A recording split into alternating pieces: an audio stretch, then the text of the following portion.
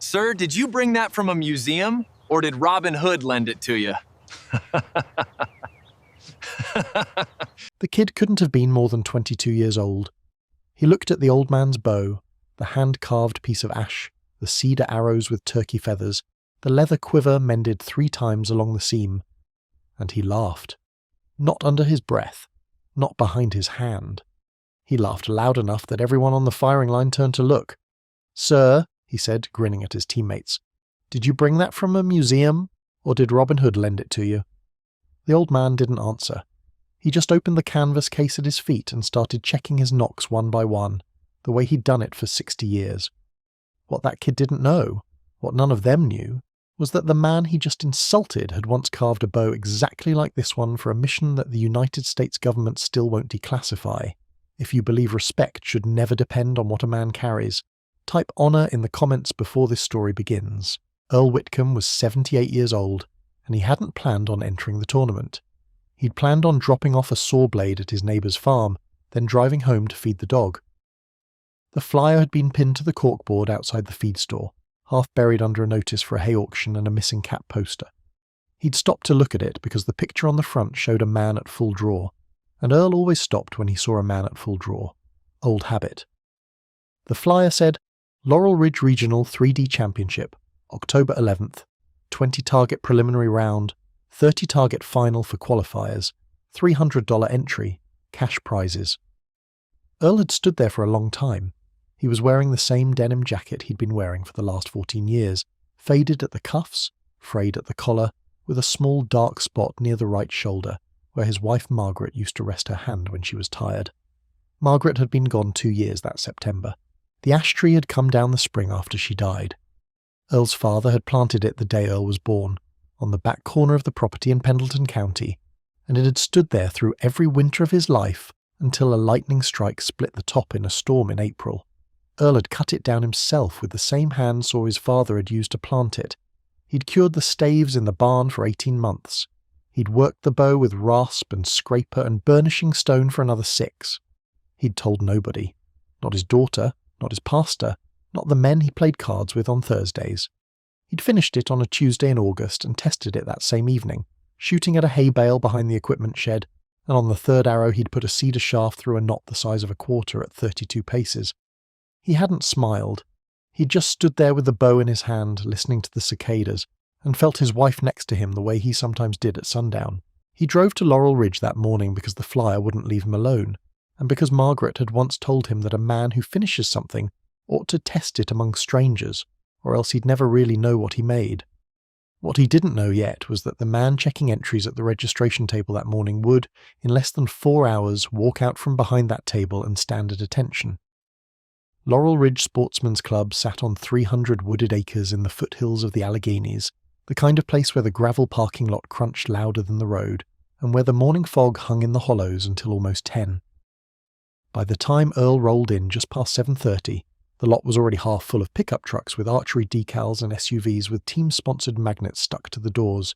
Easton, Hoyt, Mathews, Black Eagle. The young men spilling out of those vehicles wore matching jerseys with their names embroidered above the chest pocket, and they unloaded their bow cases the way ball players unload their gloves, with that easy, practiced confidence of men who have never been told no in a competition they cared about. Their bows came out of foam-lined hard cases that retailed for more than Earl's truck was worth. The bows themselves were marvels of engineering. Black anodized risers, cam systems that whispered when they cycled, stabilizers as long as a child's arm, sights with 5 and 7 pins of fibre optic clarity. The arrows were spined and tuned, each one tipped with field points machined to within 1,000th of an inch. There were 20 competitors registered for the final 30-target round, all of them under 35 years old, all of them shooting compound bows that cost between $2,000 and $4,000 apiece, and almost every one of them sponsored by somebody. The range itself wound through second-growth oak and hickory, with foam targets shaped like deer, bear, boar, and pronghorn antelope, placed at distances ranging from 12 yards to 55. The course had been designed 3 years earlier by a man named Donald Pace, who had once been a member of the United States archery team, and the record on that course was a 264 set by a young pro named Jackson Riley 2 seasons back. That record had stood through 8 tournaments. Most competitors finished in the 200s. A few cracked into the 240. Nobody had come within 5 points of 264 since the day it was set. The young men in the parking lot all knew that number. Some of them had it written inside the lid of their bow cases. They had not come to Laurel Ridge that day to lose, and they had not come to be polite. What they did not know, what nobody at that range knew except for one quiet man in the registration trailer who hadn't yet looked up from his clipboard, was that the figure parking his truck under the cottonwood at the far end of the lot had been holding a bow longer than every competitor on the firing line had been alive, and that the score he was about to put on that course would not just break a record, it would erase one. Earl walked across the gravel lot with the canvas bow case in his left hand and the leather quiver slung over his right shoulder. He moved the way men of his generation moved, slow but not unsteady, careful with his knees, with his head up and his eyes scanning. He wore work boots that he had resoled twice, the denim jacket with the dark spot near the shoulder, and a plain brown ball cap with no logo. He carried nothing else. No stabilizer pouch, no release tool, no portable bow stand. Just the case and the quiver and a folded $20 bill in his shirt pocket for coffee. The first competitor to notice him was a tall kid in his early 20s named Brody Lansing, who stood near the registration trailer adjusting the D-loop on a Hoyt RX-7 Ultra. Brody's bow had a price tag still mentally fresh in his head, $3,200 before the custom-dipped finish and the carbon spine stabilizer. He had been talking to 2 of his teammates about how easy the 18-yard turkey target was going to be when he caught sight of Earl out of the corner of his eye. He turned his head. He stopped talking. He looked Earl up and down, the boots, the jacket, the canvas case, and a slow smile spread across his face. He nudged the teammate next to him, a stocky kid named Cole Marbury, and said, loud enough for Earl to hear at 6 paces, "Hey Cole, check it out. Looks like Grandpa got lost on the way to the bird feeder," Cole laughed. Cole. So did the third one, a kid named Aaron Vay, who was sponsored by a smaller arrow company and had something to prove that day. Earl heard them. He didn't turn his head. He kept walking. The dust from the gravel puffed up around his boots, and he stepped past them and into the registration trailer without slowing down. Inside the trailer, a man named Tom Bechtold sat behind a metal folding table, with a clipboard, a cash box, and a styrofoam cup of coffee. Tom was 66 years old, a member of the club since 1981, and he had been running this tournament's registration for 9 straight years. He looked up when Earl walked in, and something in his face changed for just a fraction of a second. A flicker, like a man hearing a song he hadn't heard in 40 years. Then it was gone, and his expression settled into the same polite professional half-smile he gave everyone. "Morning? Name and category?" Earl set the canvas case on the corner of the table. "Whitcomb, Earl, traditional, if you've got the class." Tom Bechtold's pen stopped halfway down the page. Tom looked up slowly. He stared at Earl for what felt like a long count, though it was probably only 2 or 3 seconds. Then he looked down at his clipboard again, and the corner of his mouth twitched in a way that was hard to read, somewhere between a smile and a swallow. "Traditional class," he said, writing the name in steady block letters. "I'll have to put you in the open division, sir. We didn't have enough trad shooters this year to make a class. There's only one of you. Is that all right?" Earl nodded. 300 entry, please." Earl reached into his shirt pocket and pulled out the folded 20, then a pair of hundreds from his wallet, then a 50 from a different pocket, then 2 more 20s and a 10. He counted them out on the table without looking up, the bill smoothed flat with the heel of his hand. Tom watched him do it, and Tom did not say a word. When Earl was done, Tom slid him a stapled packet with the course map and a small adhesive number to put on his bow. The number was 21. 21. Earl looked at it, peeled the backing off, and pressed it to the upper limb of the ash bow as he stepped out of the trailer. Outside, Brody Lansing was still standing in the same spot, only now he was joined by 2 more young shooters and Aaron Vay's sponsor rep, a wiry man in a black polo with company logos stitched at the chest. The 5 of them watched Earl walk past, and Brody, emboldened by his audience, raised his voice. "Hey, mister, you sure you don't want to spectate? Coffee's free for spectators." The wiry rep laughed. Cole Marbury laughed. Aaron Vay looked at the ground because he wasn't quite as brave as the rest of them yet. Earl walked another 6 paces and stopped. He turned, slow, with the bow case still in his left hand, and he looked at Brody Lansing. He didn't say anything, he just looked at him. And there was something in that look. Not anger, not pride, just a kind of long, steady weight that made Brodie's smile falter for half a beat. Then Earl turned back around and kept walking toward the practice butts. Cole muttered something behind him, and Brodie answered with a laugh that was a little less certain than before. Across the parking lot, Tom Bechtold stepped out of the registration trailer with his styrofoam cup in his hand. He looked at Brodie. He looked at Earl's back. He took a slow sip of his coffee. Then he walked to the equipment shed, picked up the office phone he kept locked in the cabinet for tournament emergencies, and made a call to a man in Quantico, Virginia that he hadn't made in 19 years. The practice butts sat at the edge of the wood line, 3 of them lined up at 20-yard stakes with old archery mats behind them. Earl set his bow case on the bench, unzipped it, and lifted out the ash bow. It was a piece of work that did not look like much from across a parking lot. It looked like a stick, but up close, it had a kind of grace you only noticed when you held it. The long, smooth curve of the limbs, the slight reflex at the tips, the leather-wrapped grip stitched with waxed sinew, the small carved notch at the bottom of the riser, where Earl's father's initials had been pressed in with a hot wire 49 years ago.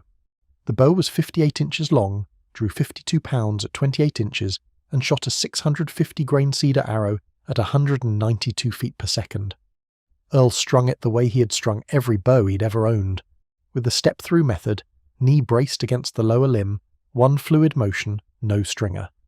He knocked a cedar shaft, drew it back to the corner of his mouth, anchored the index knuckle against his jawbone, paused for 1 heartbeat, and released. The arrow hit the bullseye dead center. He shot 4 more, 3 more bullseyes, and 1 ring out, top left 2 inches high. He adjusted nothing. He picked his arrows out of the mat with the calm patience of a man who had pulled 10,000 arrows out of 10,000 mats, and he walked back to the bench. He sat down. He laid the bow across his knees. He looked at the wood line. It was October, and the sumac was already red, and the white oaks were starting to turn copper, and there was a smell on the air. Damp leaves, wood smoke from somewhere over the ridge, the faint chemical sweetness of a sponsored archer's energy drink. Earl closed his eyes for half a minute. He thought about Margaret. He thought about the morning she'd watched him stack the cured ash staves in the corner of the barn and asked him what he was going to make with them, and he'd told her something for after, and she'd nodded the way she always nodded when she understood without needing it explained. He thought about his father, who had been a tobacco farmer and a deacon, and a man who had taught him to shoot a bow with 2 hickory sticks lashed together with twine before Earl was old enough to read.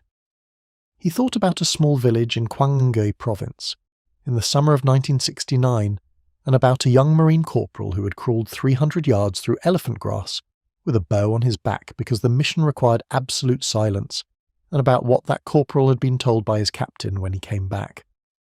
Earl opened his eyes. He picked up his bow. He walked to the staging area where the other 20 competitors were already lined up with their compounds gleaming in the morning sun. The horn was about to blow. The first target on the Laurel Ridge 30-target course was a foam mule deer at 22 yards, set on a slight downhill angle behind a screen of the low cedar.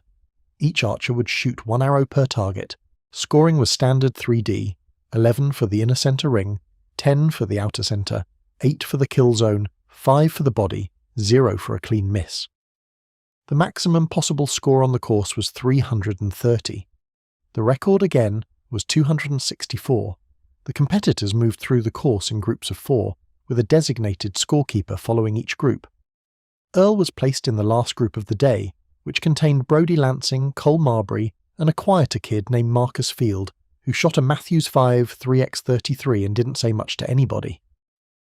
Their scorekeeper was a 60-year-old club member named Walter Posey, a retired millwright with a white beard and a habit of saying nothing when nothing needed saying. The horn blew at 9:15.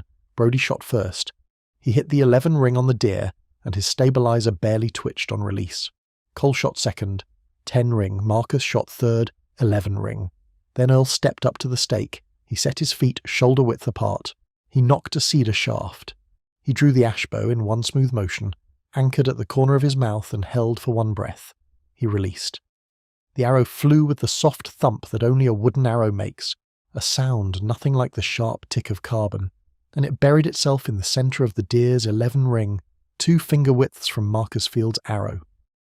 Walter Posey wrote the score on his clipboard without changing expression. Brodie Lansing stared at Earl's arrow for a second longer than he should have.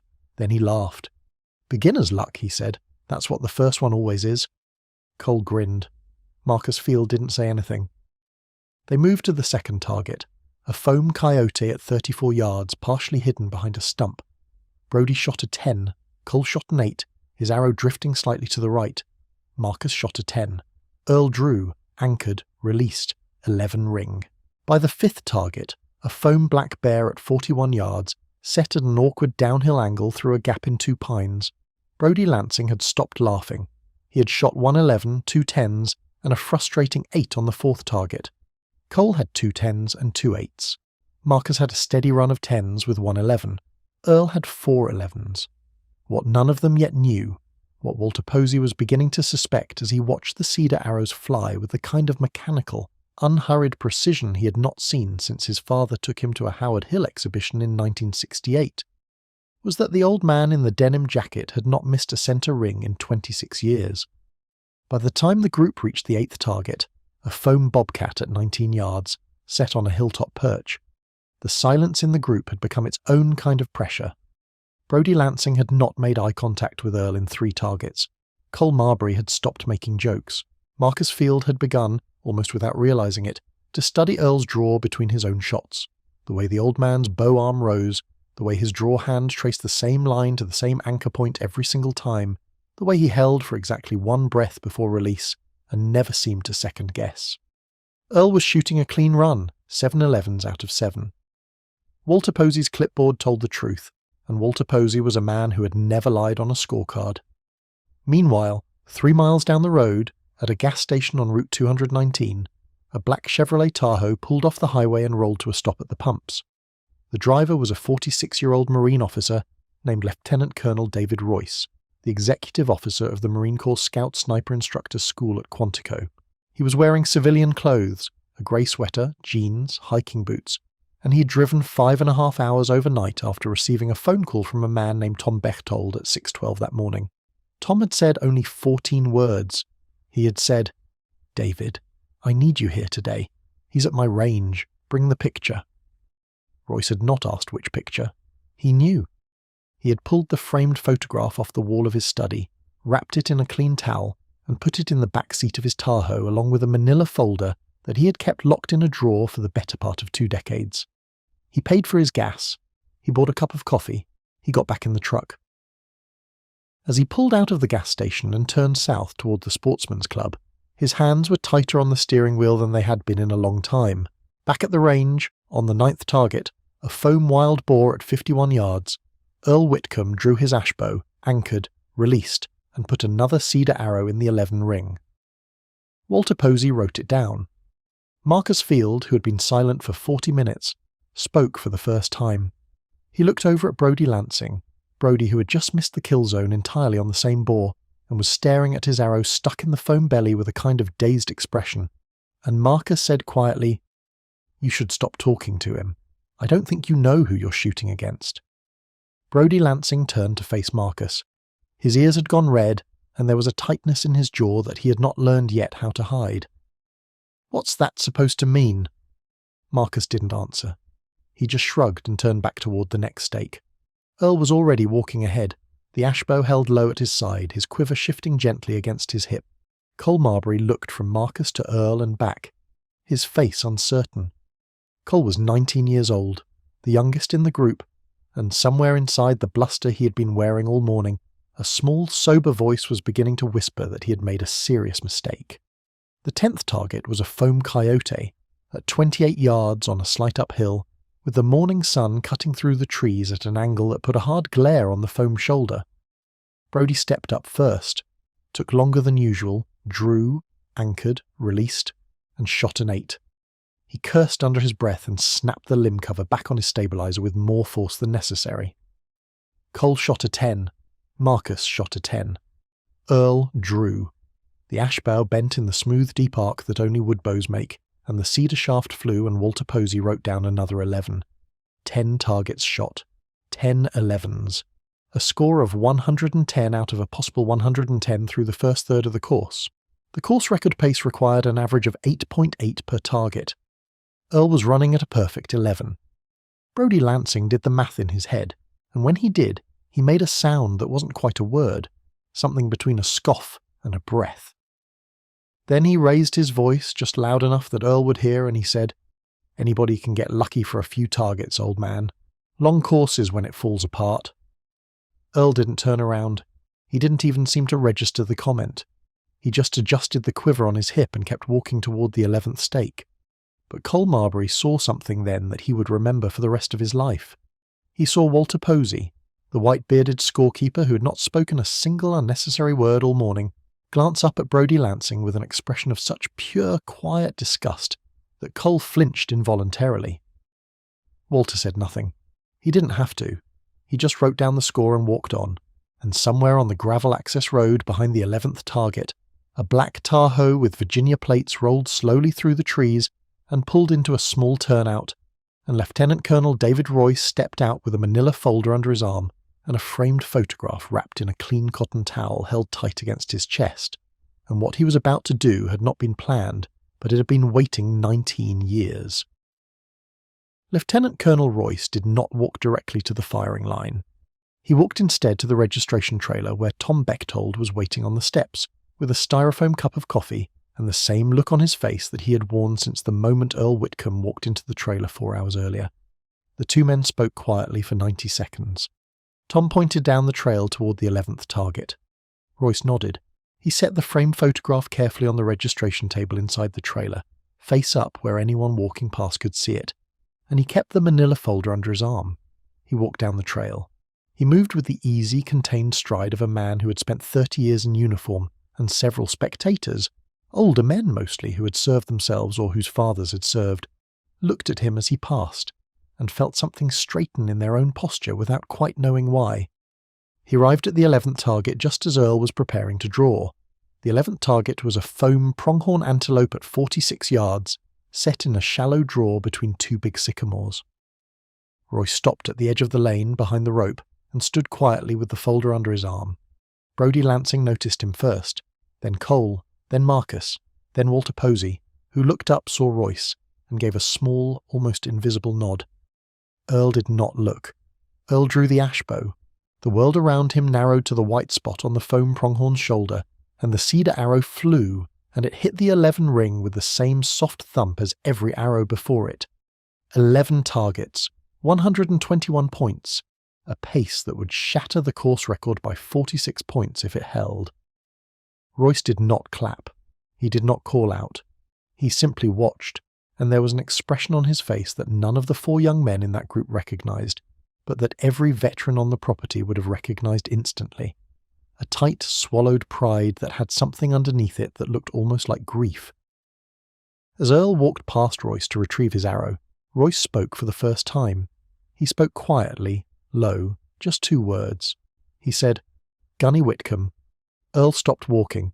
His shoulders did not move. His face did not change.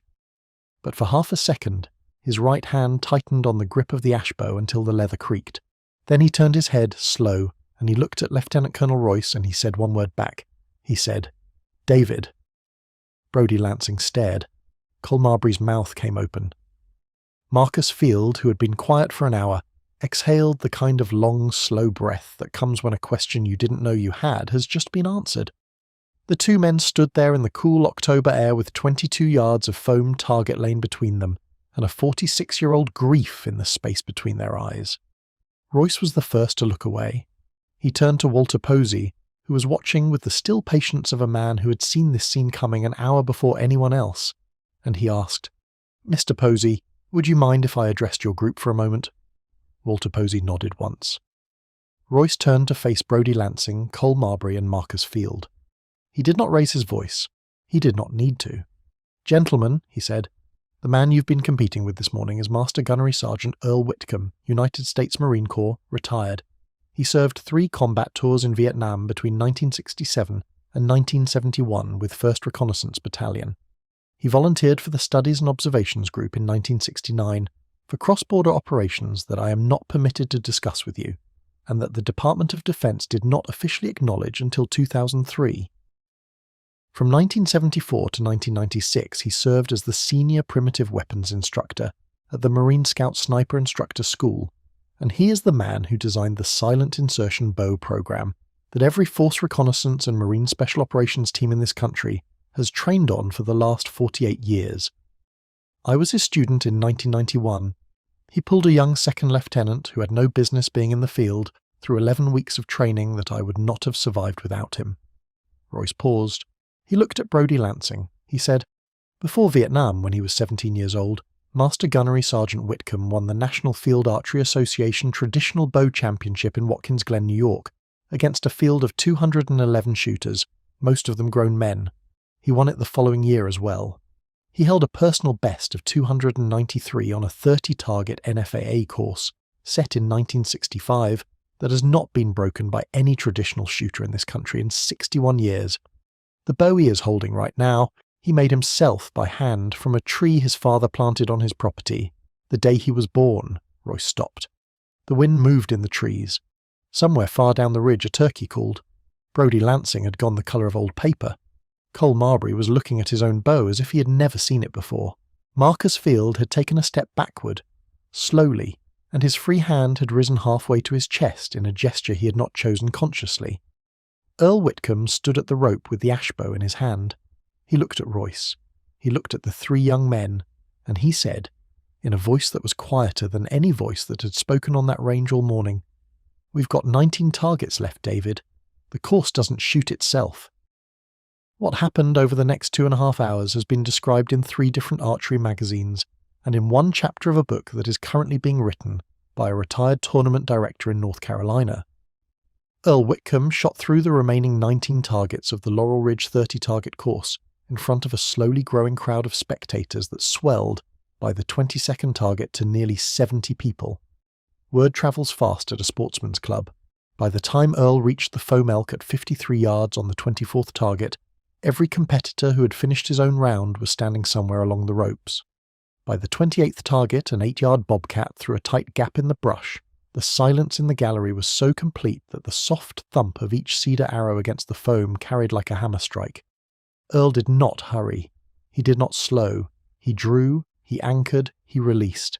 He missed the 11 ring twice in 19 targets, once on the 25th, a 48-yard pronghorn at an awkward side hill, where his arrow caught the outer 10 by a quarter inch, and once on the 29th, a 50-yard mule deer where a small gust of crosswind nudged his cedar shaft into the 8 ring by the width of a fingernail. 17 11s, 110, 1-8. The final target was a foam bore at 26 yards on flat ground. Earl drew the ash bow for the 30th time, anchored at the corner of his mouth, held for one breath, and released. The arrow buried itself 1 inch above the dead centre of the 11 ring. Walter Posey wrote the score. Then he stood up from his folding stool, walked to the edge of the lane, raised the radio handset and called the score into the registration trailer in a voice that did not sound like his own. He said, "Final score, competitor 21, Whitcomb, 273. The number went out over the public address speakers a moment later. 273. The Laurel Ridge course record was 264, set with a $4,000 Hoyt and tuned carbon arrows by a sponsored professional at the peak of his career. Earl Whitcomb had broken it by 9 full points, shooting a hand-carved ash bow with cedar arrows fletched with turkey feathers at the age of 78, on a course he had never seen before, on the first try.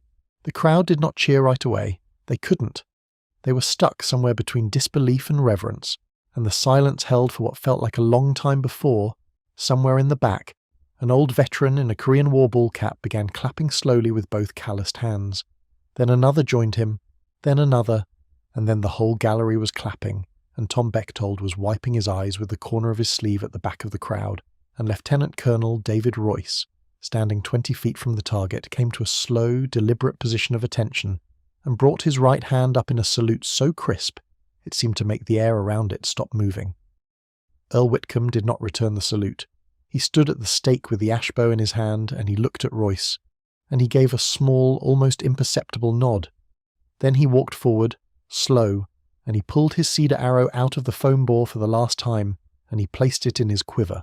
He turned toward the gallery. He took off his brown ball cap. He held it against his chest. He did not speak. He did not need to. The applause went on for 45 seconds before it began to break apart into the murmuring of a crowd that did not yet know what to do with itself. Tom Bechtold came forward with the small wooden plaque that the club gave to the tournament winner. Tom's hands were shaking slightly, and he did not try to hide it. He handed the plaque to Earl, and Earl looked at it for a long moment, a little oak shield with a brass plate that read, First Place, Regional 3D Championship October, then a blank space for the year and the name, and he tucked it under his arm without ceremony. Brodie Lansing was the first of the three young men to move. He had been standing very still at the rope for most of the last hour, the Hoyt RX-7 hanging at his side, and his face had cycled through every shade between flushed and pale before settling on a kind of stunned, hollow openness. He took 2 steps forward, then he stopped. Then he took another step, and he was standing in front of Master Gunnery Sergeant Whitcomb, and his hands were empty, and his mouth was dry, and he said, "Sir." His voice cracked on the word. He cleared his throat. He tried again. "Sir, I owe you an apology. I said things this morning that I had no right to say. I didn't know who you were." Earl looked at him.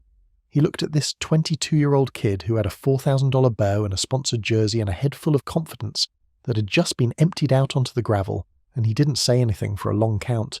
Then he said quietly, "Son, you wouldn't have known any different if I'd had $4,000 on me. That's the part you need to think about." Brodie nodded. His eyes filled. He did not look away. Cole Marbury came up behind him, and then Aaron Vey, and behind them was the wiry sponsor rep, and behind him were 8 or 9 of the other competitors, and one by one they stood in front of the old Marine, and they said things they had not expected to say that morning. What none of them yet knew was that the framed photograph waiting on Tom Bechtold's registration table, wrapped in a clean cotton towel, face up, would, when they finally walked back to the trailer an hour later, make every one of them stop in the doorway, because it showed a young Marine corporal at the age of 21, kneeling beside a downed black bear in the snow of northern Maine in 1969, drawing back the same hand-carved ash bow that Earl Whitcomb had carried onto the course that morning, and the inscription at the bottom of the photograph in a steady black hand read, "To the boy who became the bow. Dad." The story did not stay at Laurel Ridge.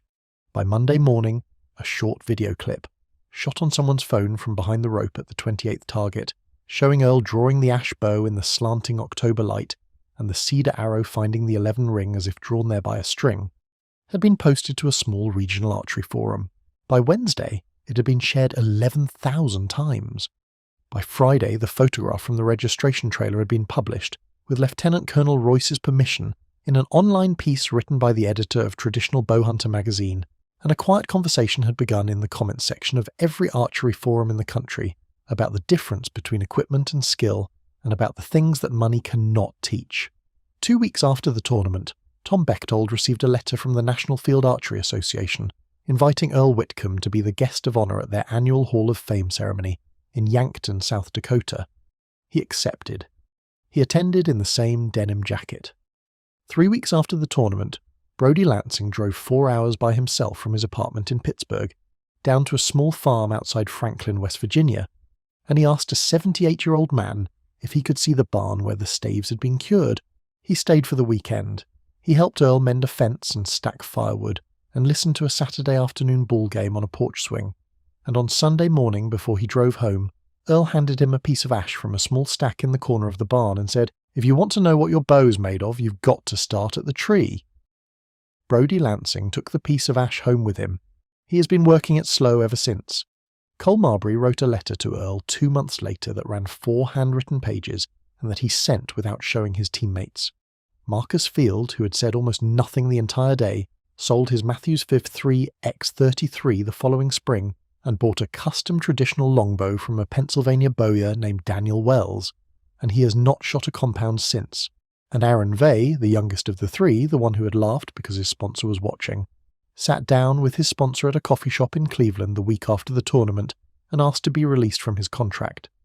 The sponsor asked him why. Aaron said, "Because I learned something I can't unlearn, and I'd like to figure out who I am without the logo first."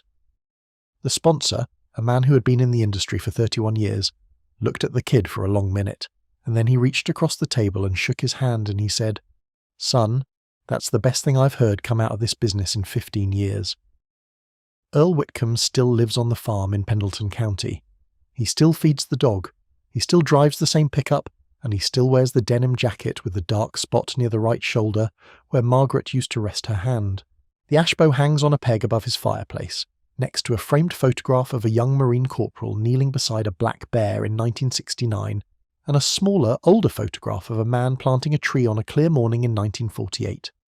On Sundays after church, Earl sometimes walks out to the back corner of the property, where the stump of the ash tree still sits flush in the long grass, and he stands there for a while with his cap in his hand, and he listens. He says he is not waiting for anything. He says he is just listening. Some lessons cannot be bought. Some skills cannot be downloaded. Some men carry inside them, quietly and without complaint, a depth that no price tag will ever measure.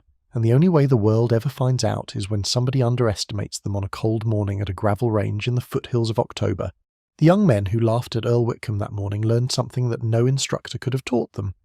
That what a man holds in his hand matters far less than what a man has carried in his hands for 60 years.